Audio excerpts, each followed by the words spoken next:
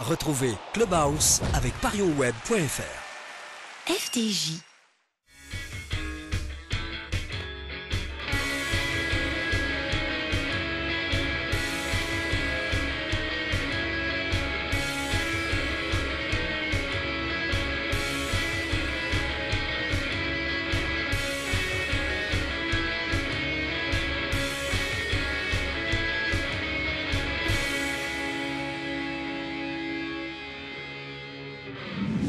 Le Clubhouse, soyez les bienvenus, nous sommes ensemble pour 45 minutes d'information en marine et blanc. Un menu très copieux aujourd'hui. Dans quelques instants, vous allez pouvoir assister à la conférence de presse qui s'est tenue aujourd'hui au Hayan. Par ordre d'apparition à l'image, Benoît Trémoulinas, Jean Tigana et Yaroslav Plazil nous livrent leurs sentiments à l'avant-veille de cette rencontre capitale entre Marseille et Bordeaux. Une interview aussi exclusive pour Girondin TV, celle de Roland Courbis, où il nous livre toute l'affection qu'il a pour les Girondins de Bordeaux, le club de son cœur. À la fin de cette émission, vous aurez aussi le droit à un large résumé de la dernière rencontre entre Bordeaux et Marseille. Score nul, vous le savez, un partout.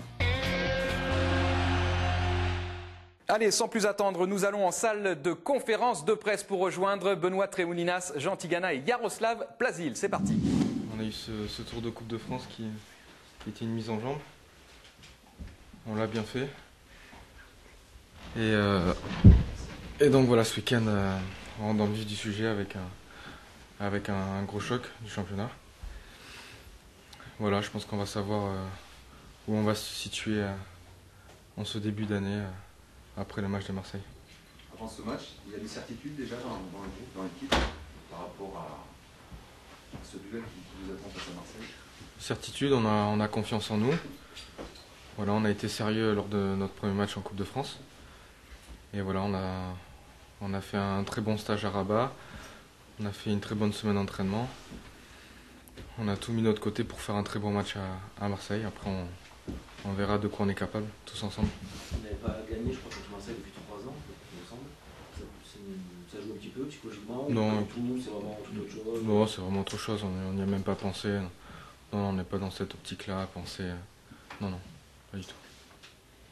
Marseille, c'est une équipe aussi qui est pas très bien sur la fin d'année. Comment tu les situes? Ils sont pas très bien, mais ils sont devant nous. Ouais. Donc, ils n'ont pas gagné depuis fin novembre. Ouais, ils n'ont pas gagné fin novembre, mais ça reste quand même une très grande équipe avec de très grands joueurs. Je pense qu'ils voudront faire quelque chose dimanche face à leur public.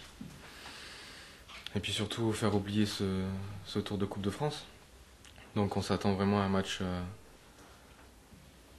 difficile.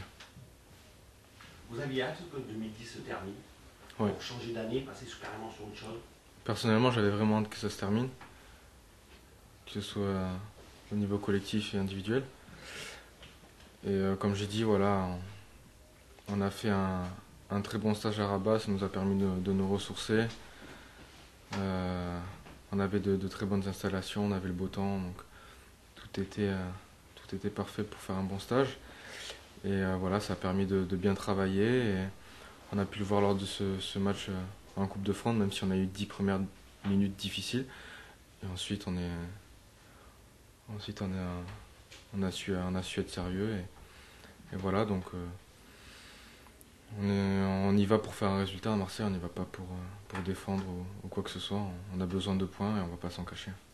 Ces derniers temps, il y a eu pas mal de prises de position au niveau du club. On a entendu Nicolas Taverneau dire, s'adresser à vous, on nous a dit qu'il faut que se bouge les fesses pour moi je veux la C1. Il y a ces rumeurs de transfert ou pas. Est-ce que ça perturbe? Est-ce que ça booste? Comment on reçoit ça quand on est joueur? Non, ça ne nous perturbe pas. C'est sûr que ça va nous booster. Après, comme j'ai déjà dit, on ne le fait pas exprès de jouer comme ça. Voilà, c'était comme ça. Malheureusement,